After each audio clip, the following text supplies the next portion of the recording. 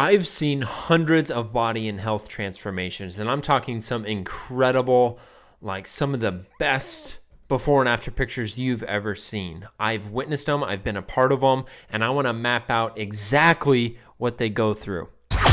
This is the Game of Food. This is the Game of Food. We're helping real people get real results with delicious food. Real food. Live from Spencer's home studio, podcasting to the world. This is Game of Food. And here's your host, Spencer Frederick. So like I've said, I've worked with thousands of people, and I would say, I don't know the exact number, but probably hundreds of them have achieved some great body transformation or health transformation, some impressive before and after pictures, basically what everybody is looking to achieve. I've witnessed and been a part of some of those. And I want to show you exactly the hurdles that people come upon. I want to show you what people struggle with, what goes well, and show you the big picture path it will take you to go from where you are right now to where you want to be.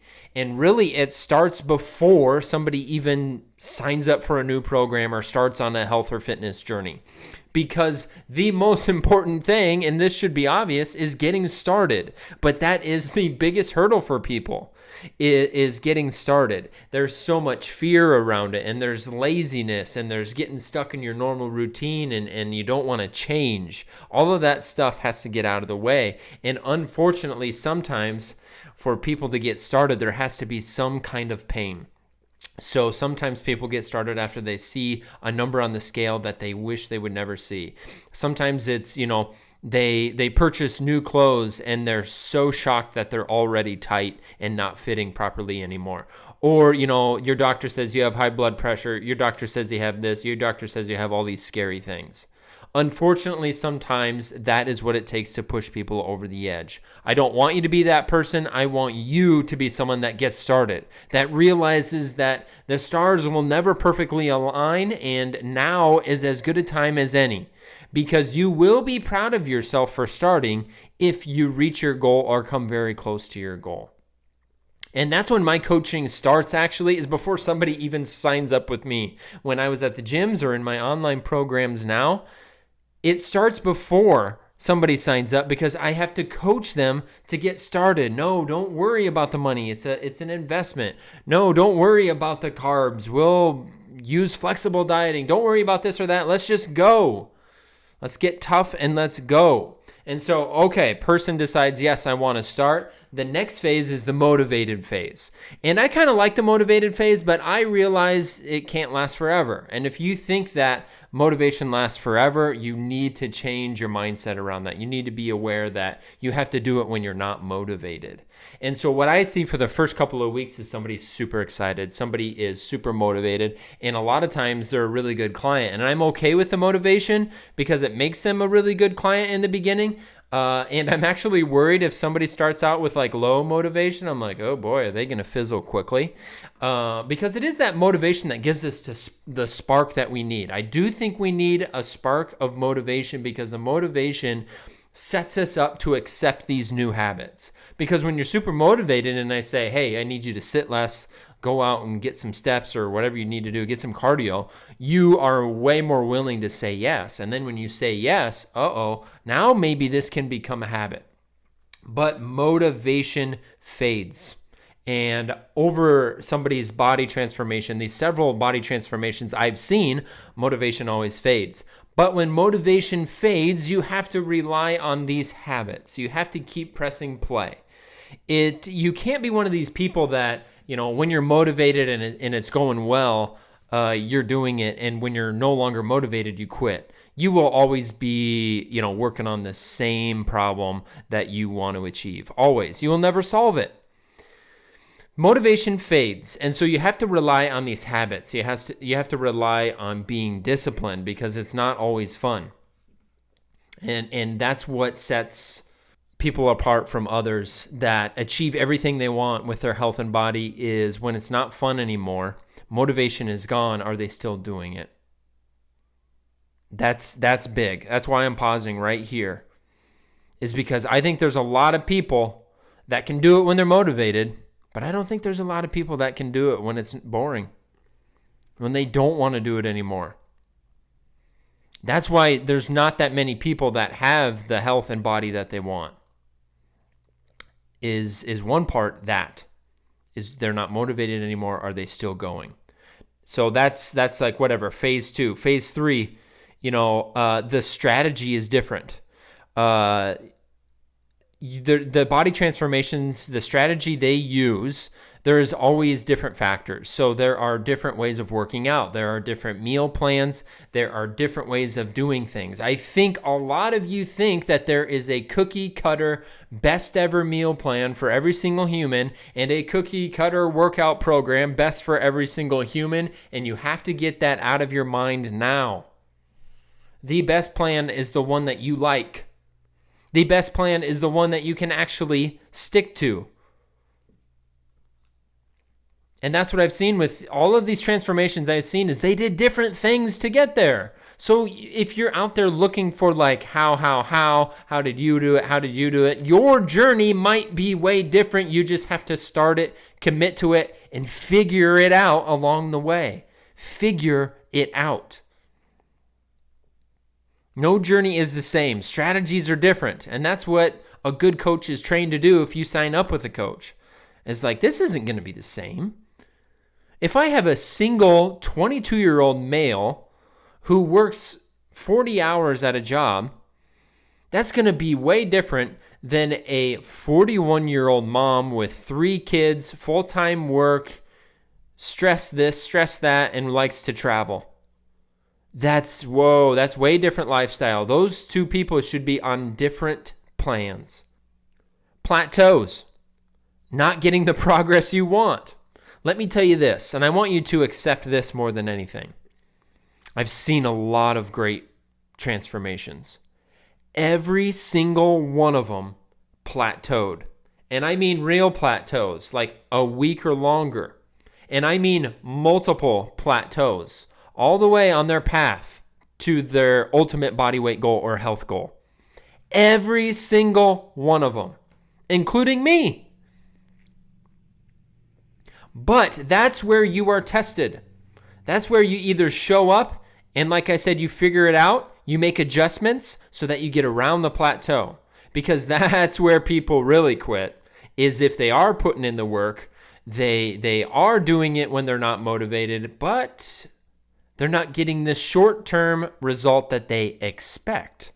Your expectations are actually hurting you in this case. Plateaus are temporary as long as you don't stop. I have never seen a plateau last forever if someone kept going.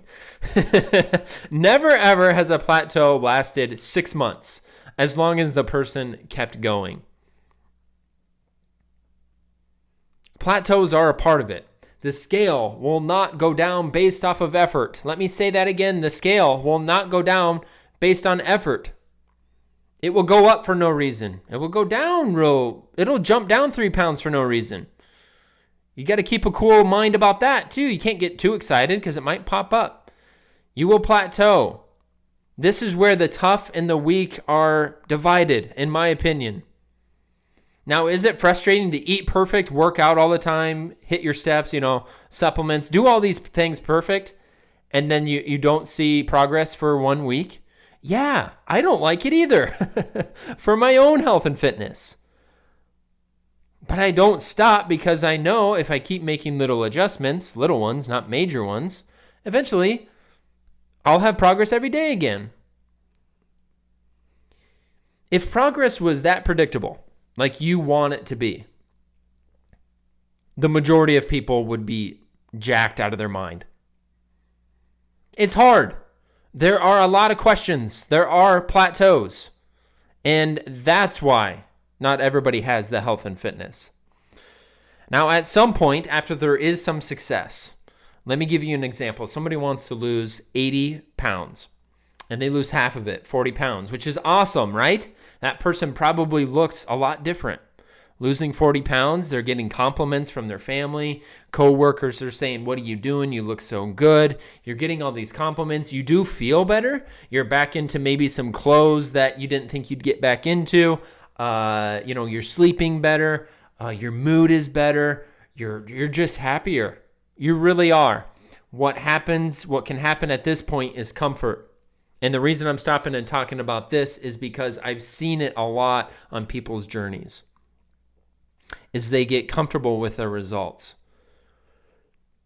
And I totally get it because they're no longer in the pain of needing to lose 80 pounds. Because that sucked. The scale was higher than it ever was. Their pants were tighter than ever. They did not like their situation, so there was pain there. Not physical pain. Pain of being at a point where they didn't want to be, where they thought they'd never be sometimes. And so when you lose that first 40, all that pain is literally gone. And you're getting all these fun compliments. And then the progress slows or even stalls out. Or even the thought of like, hey, maybe I'm okay. And that's all right if somebody wants to stop. But typically when I talk to them, I notice the comfort sets in. And I talk to them, hey, what are your goals? What direction are we going here? Do we still want to continue on? The answer is always yes. I want to lose the rest of the weight, 80 pounds. But that's another hurdle to overcome is getting comfortable with that average result, with that halfway result. That alone, and I'm being dead serious on this, that alone can keep someone from getting all the way to their goal health or their goal body weight. That right there, comfort. So it's kind of like the plateaus. Plateaus suck, and so you have to keep pushing when it sucks. What I'm talking about now is you have to keep pushing when it's fun. You have to keep pushing when you're wanting to get comfortable, when you're getting the compliments, when your friend says, oh, you've done so well, you deserve a little treat. You have to keep pushing through that too. Okay, I don't know what phase this is, but one of the last phases I'm going to talk about is you have to be willing to change. The workouts you did in the beginning of your transformation are not necessarily the workouts that are going to take you the whole way.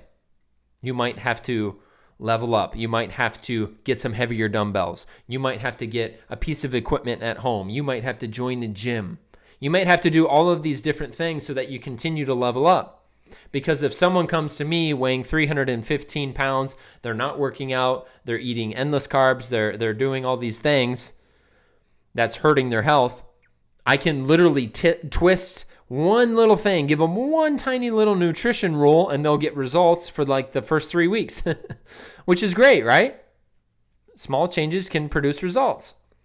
But as that person keeps going, well, now we need to hit a steps number. Oh, you've lost 50 pounds now. I think we need to join a gym. Well, we need to get a little more strict on the nutrition. You have to level up. Things have to change. What you did in the first few weeks will not necessarily take you all the way to the end goal. And this is the last point I'm going to make, and I think it's an important one, is I have never seen somebody achieve their long-term goal without nutrition. This notion that you can, kind of eat what you want or be mindful and then just work it off, working your ass off in the gym or running marathons and adding a mile to your runs every single week and just outworking your calories. No, I have never seen that be successful. That is successful for the first 17 pounds. Then the person gets completely burnt out and gains 17 pounds right back after they quit and get burnt out and can't do it anymore. Nutrition has always been required. So I hope this is a good map for you. I hope when you get started, you overcome the number one hurdle, which is getting started, that you can identify these. That's the first step, is identifying these. Because when you identify when you're in these different phases, you are more likely to keep going and you realize it is a temporary phase. Now go. Get started. It will take you longer than you think. But every time somebody reaches that goal, that ultimate transformation, they never regret what they did to get there. They never regret the process. Thanks for tuning in.